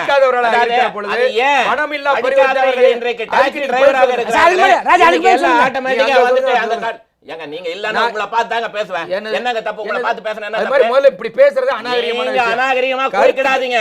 வாகனம் ஓட்டி கொண்டிருக்கிறார்களே அந்த வாகன ஓட்டிகள் இன்றைக்கு நீங்க ஓலோ கேப், அடுத்தது ஃபாஸ்ட் ட்ராக் எத்தனையோ புக் பண்றீங்கல்ல, இதெல்லாம் எப்படி பரிவர்த்தனை அவங்க ஆட்டோமேட்டிக்காக அதை வந்து அவங்களால செய்ய முடிகிறது?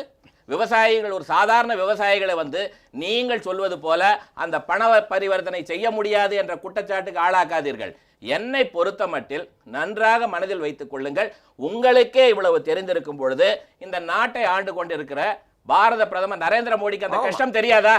அப்படி இருக்கும் பொழுது ஐயா ஆமாங்க நீங்க பேசுங்க.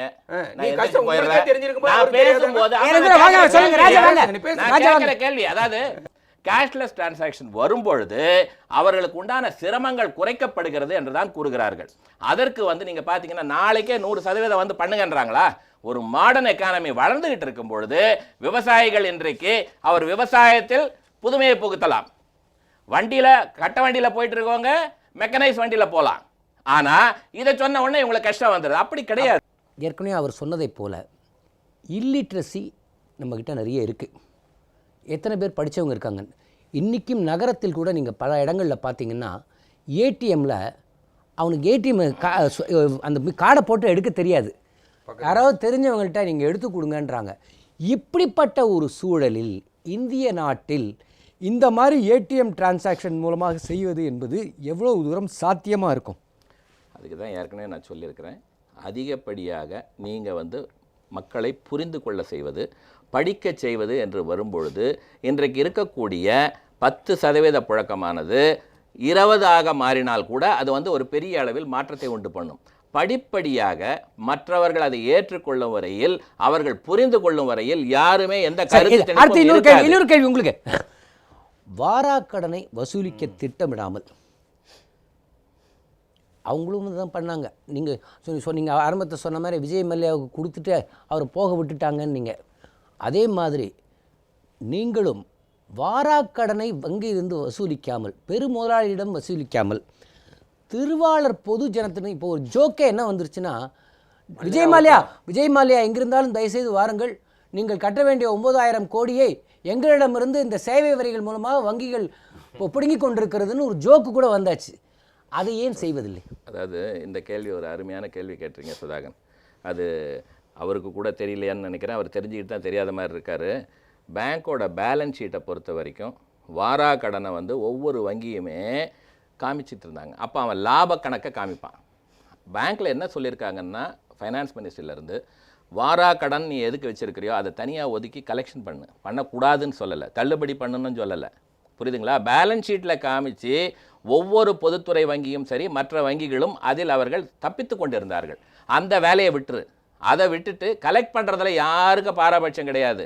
கலெக்ஷனுக்கு உண்டான வேலையை நீ ஏழை மக்களை பொறுத்த வரையில் இன்றைக்கு நீங்கள் சொல்வது போல ஒரு சில நடவடிக்கைகள் நடக்கிறது என்றால் அந்த வங்கிகள் அந்த காலத்திலும் இருந்தது, கண்டிக்கப்பட்டன. இன்றைக்கு அது டோட்டலாக வந்து எராடிகேட் பண்ணுறதுக்கு உண்டான நடவடிக்கை நாங்கள் எடுத்துக்கொண்டிருக்கிறோம். ஆகையினால் மல்லையாவை போன்றவர்கள் தப்பித்து போக முடியாது. ஏன்னா கொடுத்தது இவங்க அங்கே கொண்டு வரதுக்கு இப்போ கூட அண்மையில் வந்து பிரிட்டிஷ் பிரைம் மினிஸ்டர் வந்திருக்கும் போது அவங்கக்கிட்ட ரொம்ப கிளியராகவே முறையிட்டிருக்கிறாங்க. இந்த மாதிரி போன்றவங்களுக்கு நீங்கள் வந்து புகலிடம் கொடுத்துட்றீங்க, உங்கள் சட்டத்திட்டங்கள் அப்படி இடம் கொடுக்கிறது, தயவு செய்து அவர்களை நாடு கடத்துங்கள், அப்பொழுது தான் எங்களுக்கு சில பிரச்சனைகள் தீரும் என்று. அது பத்திரிகைலாம் கூட படிச்சிருக்கிறாரு. இவரே சிரிக்கிறாருன்னு எனக்கு தெரியல. படிக்கலன்னா அவர் வேணா படிக்க சொல்லுங்க என்னைக்கு இருக்குதுன்னு சொல்லிட்டு. நான் என்ன சொல்ல வரேன்னா, எப்படி இருக்குன்னா என்றைக்குமே ஒரு விளையாட்டுத்தனமாக ஒரு பூச்சாட்டி காட்டி கொண்டிருக்கிறார்களா, அல்லது தான் இருக்க வேண்டிய இடத்தில் அரசியல்வாதிகள்லாம் இப்படித்தான் அப்படின்னு ஒன்று குறிப்பிட்டார்கள்.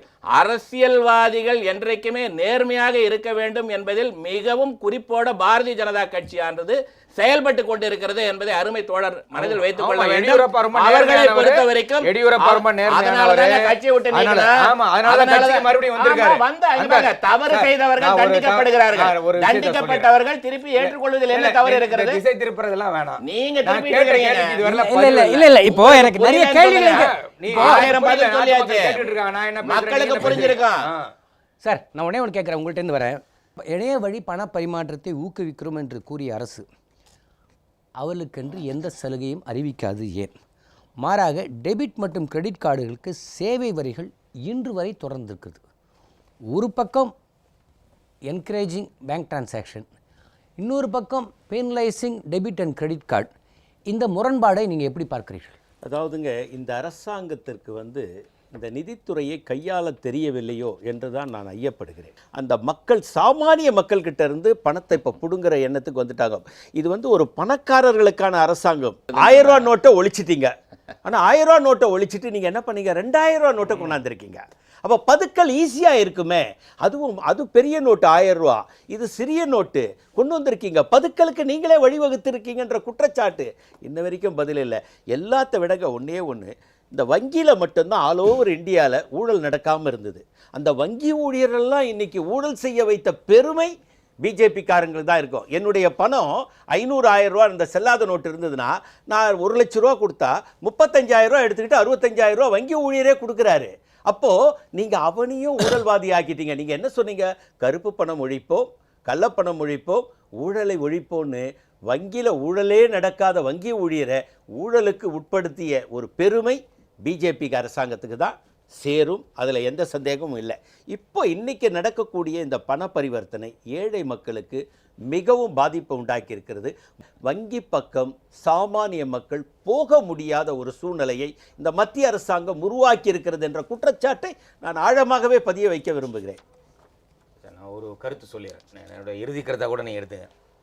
இந்த பணமில்லா பரிமாற்றம் என்பது இந்திய நாட்டில் இருக்கிற ஏழை மக்களுக்காக கொண்டு வந்தது என்று ஏற்றுக்கொள்ள முடியாது. ஏன்னா வளர்ந்த நாடுகளிலேயே இன்னும் ரொக்க பரிமாற்றம் இருந்து கொண்டு தான் இருக்கிறது. ஒன்று, இந்தியா கம்ப்யூட்டர்லேயோ அல்லது மொபைல் டேட்டா வசதியிலையோ மிகப்பெரிய முன்னேறிய நாடே கிடையாது. இன்னைக்கு ஒரு செல்ஃபோன் பயன்படுத்துவது கூட சிரமமாக. அது உங்கள் பாயிண்ட் நான் ஒத்துக்கிறேன். இல்லை, ஒரு விஷயம் சொல்கிறேன். இது இந்த பண மதிப்பு நீக்க நடவடிக்கை, நீங்கள் நல்லா கவனிச்சிங்க. இந்த வார்த்தையை நான் கான்சியஸாக சொல்கிறேன். குரோனிக் கேபிட்டலிசம் என்ற ஆங்கிலத்திலே ஒரு வார்த்தை உண்டு, நெறிப்பிரள் முதலாளித்துவம் என்று. இந்த நெறிப்பிரள் முதலாளித்துவத்துக்கு வேண்டியதை இந்த பண மதிப்பை நீக்க நடவடிக்கை செய்திருக்கிறது. நான் கேட்ட கேள்வி கடைசி வரல பதிலே சொல்ல. நான் கீரை விற்கிற ஒரு ஆயா, அவள் பிஓஎஸ் மிஷின் வச்சுட்டு உங்கள்கிட்ட கீரை விற்பாளா? பிஓஎஸ் மிஷின் வச்சுட்டு 5 ரூபா கீரைக்கு நான் அதில் வச்சுட்டு ஸ்வைப் பண்ணிட்டு இருக்க முடியுமா? ஒரு பிஓஎஸ் மிஷின் வாங்க வேண்டும் என்று சொன்னால் நான் ஒரு கரண்ட் அக்கௌண்ட் வச்சிருக்கணும். அங்கே பிஓஎஸ் மிஷினுக்கு இவ்வளோ மினிமம் பேலன்ஸ் மெயின்டைன் பண்ணணும். அப்போ ஆப்ப கடைக்காரங்க, கீரை வைக்கிற ஆயா, சாதாரண வியாபாரி, கத்திரிக்காய் வியாபாரம் பண்ணுறவங்க பிஓஎஸ் மிஷின் வச்சுட்டு வர முடியுமா? அதனால் வளர்ந்த நாடுகளிலே, ஏன் ஸ்வீடன் கூட கிட்டத்தட்ட 100% நோக்கி போகிறது என்று சொன்னால் இல்லை. 35% அமெரிக்காவில் கூட இல்லை. அமெரிக்காவா வாணும்னா வறுமையை ஒழிக்கிறதுல காட்டணும். நீங்க இந்திய நாட்டு ஏழை மக்களுக்கு வேலை கொடுக்கறத காட்டணும். இன்றைக்கு பொருளாதார புள்ளி விவரங்கள் சொல்லுகிறது. என்ன சொல்லுது? மேனுஃபேக்சரிங் செக்டார், உற்பத்தி துறையில இன்னைக்கு உற்பத்தியே நடக்கலன்னு சொல்றாங்க. அரசாங்கம் ஒரு வருஷத்துக்கு 1 கோடி பேருக்கு வேலை கொடுப்பேன்னு சொன்னீங்க. 1,35,000 பேர் கூட வேலை கொடுக்கணும்னு சொல்லி இன்னைக்கு பட்ஜெட்ல புள்ளி விவரம். அமெரிக்கா போல வரணும்னா இதனால அமெரிக்கா மாதிரி வராது. வேலை வாய்ப்பை உருவாக்கணும், சாதாரண மக்களை வாழும் நிலையை உருவாக்கணும். சரி, நாம் நிகழ்ச்சியின் இறுதி கட்டத்துக்கு வந்து விட்டோம். இப்போது இது எல்லாம் இருக்கட்டும், இது எல்லாம் மீறி இன்றைக்கு இந்தியாவிலேயே பெரிய மாநிலம் உத்தரப்பிரதேசம். அதுதான் கவு பெல்ட் என்று சொல்லி காங்கிரஸை வாழ வைத்து கொண்டிருந்ததே, தொடர்ந்து நேரு காலத்திலிருந்து காங்கிரஸை வாழ வைத்து கொண்டிருந்ததே இந்த யூபி தான். அங்கே இவ்வளோ விமர்சனங்களுக்கு பிறகு பாரதிய ஜனதா கட்சி மிக பெரும்பான்மை பெற்று, அந்த பாக்கி இடத்துல அவங்களுக்கு சர்க்கிள் இருக்குது, நான் இல்லைங்களே. உத்தரகாண்ட்லேயும் யூபிலையும் பிஜேபி வந்துட்டாங்க, பாக்கி இடத்தில் சர்க்கிள் இருக்குது, நான் இல்லைன்னு சொல்லி. ஆனால் அவ்வளோ பெரிய மாநிலத்தில், இந்தியாவின் தலையெழுத்தியை தீர்மானிக்கிற மாநிலத்தில் பாரதிய ஜனதாவின் இந்த டிமானிட்டைசேஷனுக்கு பிறகு மக்கள் அதை அங்கீகரித்து காங்கிரஸையும் சமாஜ்வாதி கட்சியும் முற்றிலுமாக நிராகரித்து விட்டார்கள் என்று சொல்லலாமா? அதாவதுங்க, வெற்றி பெற்றிருக்கிறாங்க. ஜனநாயகத்தில் அது ஏற்றுக்கொள்ள வேண்டிய ஒரு நிலை தான். ஜனநாயகத்தின் மாண்பு அதுதான். ஆனால் நான் இதை எப்படி பார்க்குறேன்னா, இன்றைக்கு முழுவதுமாக 403 சீட்டு அவங்க நின்று இருக்காங்க. ஒரே ஒரு சிறுபான்மையினருக்கு கூட அங்கே இடம் ஒதுக்கப்படவில்லை. இன்றைக்கி நீங்கள் எத்தனை பேர் ஜெயிச்சிருந்தாலும் இந்த வெற்றியை நான் ஒரு பெருசாக பார்க்கல. காங்கிரஸை அப்படி தூக்கி பிடிச்சி, எங்களுக்கு யூபிலாம் எங்களுக்கு தெரியாது, எங்களுக்கு ரேபரேலினா இந்திரா காந்தி தொகுதியும் தெரியும், அமேதின்னா சஞ்சய் காந்தியுடைய தொகுதியும் தெரியும். அப்படிப்பட்ட இடத்தில் நீங்கள் என்னதான் மதசார்பின்மை பேசினாலும் 403 இடங்களில் அவர்கள் கிட்டத்தட்ட 305 இடங்களுக்கு மேன்றாக வந்து நீங்கள் கூற்றையெல்லாம் தவிடுபொடியாக்கி உங்கள் எதிர்பார்ப்புகளெல்லாம் மேலாக டிமானிட்டைசேஷனுக்கு கொடுக்கப்பட்ட அங்கீகாரமா அல்ல சமாஜ்வாதி கட்சியோடு நீங்கள் வைத்த கூட்டணியில் ஏற்பட்ட முடிவா? இல்லைங்க, அந்த கூட்டணியை பற்றிலாம் சொல்ல முடியாது. யார் ஆட்சியாளர்களாக இருந்தார்களோ அவங்க தோற்கடிக்கப்படுறாங்க. ஜனநாயக தேர்தலில் நடைபெறுகிற தேர்தல் முடிவுகள் மட்டுமே பொருளாதார கொள்கையை நிர்ணயம் செய்வது இல்லை. அப்படின்னா நீங்கள் பஞ்சாபில் தோற்றதுக்கு காரணம் டிமானிட்டைசேஷனை தோற்றாம என்று சொல்ல முடியுமா? சொல்ல முடியாது. அதனால் அது இல்லை. நான் ஒரு விஷயத்தை மக்கள் மத்தியில் ஒத்துக்கணும். நம்ம எல்லாருமே அரசியல் தலைவர்கள் எல்லாம் ஒத்துக்கணும். இன்னும் மக்களிடம் போய் சேர வேண்டிய செய்திகளும் அவர்கள் புரிந்து கொள்ள வேண்டிய விஷயங்கள் நிறைய இருக்கிறது. இந்த அகிலேஷ் யாதவ் முலாயம் சிங் யாதவோட சண்டையினால் கிடைத்த வெற்றி என்று தான் என்னால் சொல்ல முடியும். நீங்கள் சொல்லுங்கள் சார், இந்த வெற்றியை நீங்கள் எப்படி பார்க்கிறீர்கள்? அந்த வெற்றி கண்டிப்பாக இன்றைக்கு பாரதிய ஜனதா ஆட்சிக்கு கிடைத்த அங்கீகாரம் அப்படின்னு தான் சொல்லணும். இந்த பேச்செல்லாம் பார்க்கும்போது ஒரு பக்கம் ராஜா சொல்லுவதைப் போல வங்கிகளில் சாமானிய மனிதனுக்கும் திருவாளர் பொதுஜனத்திற்கும் எந்த ஒரு வரி சுமையும் சேவை சுமையும் இல்லாத ஒரு அரசாக மத்திய அரசு இருந்தால் அது வரவேற்க தயாராக இருக்கிறோம். இந்த உத்தரப்பிரதேச வெற்றி இந்திரா காந்திக்கு பல வெற்றிகள் தான் அவரை ஒரு சர்வாதிகாரியாக ஆக்கியது. அந்த பாடத்திலிருந்து மோடி கற்றுக்கொள்ள வேண்டிய விஷயம் இருக்கிறது. இந்த உத்தரப்பிரதேசத்து, ஏன்னா யூபி தான் போதையை கொடுக்கக்கூடிய ஒரு ஸ்டேட்டு, அதில் நீங்கள் அதிக பவரை பிடிச்சிட்டிங்கன்னா இந்தியாவே உங்கள் கைக்குள்ளே இருக்குன்னு ஒரு மனோபாவம் வரும். அந்த மனோபாவம் எல்லாம் வராமல், அந்த மனோபாவம் எல்லாம் வராத ஒரு ஆட்சியாக இருக்கும் என்று சொல்லும். அதாவது இந்த வங்கி பரிவர்த்தனை, மோடி அரசின் பொருளாதார போக்கு, மோடி அரசை இந்திய மக்கள் எப்படி பார்க்கிறார்கள் போன்ற விஷயங்களை உங்களை போன்ற விவரம் அறிந்தவர்கள் மூலமாக நேயர்களுக்கு சொல்ல வேண்டும் என்று நினைத்தோம். உங்கள் நேரத்தை எங்களோடு பகிர்ந்து கொண்டதற்காக மூவருக்கும் எங்கள் மனமார்ந்த நன்றி. வணக்கம். நேயர்களே, மீண்டும் நடந்தது என்ற நிகழ்ச்சியில் நாம் சந்திப்போம்.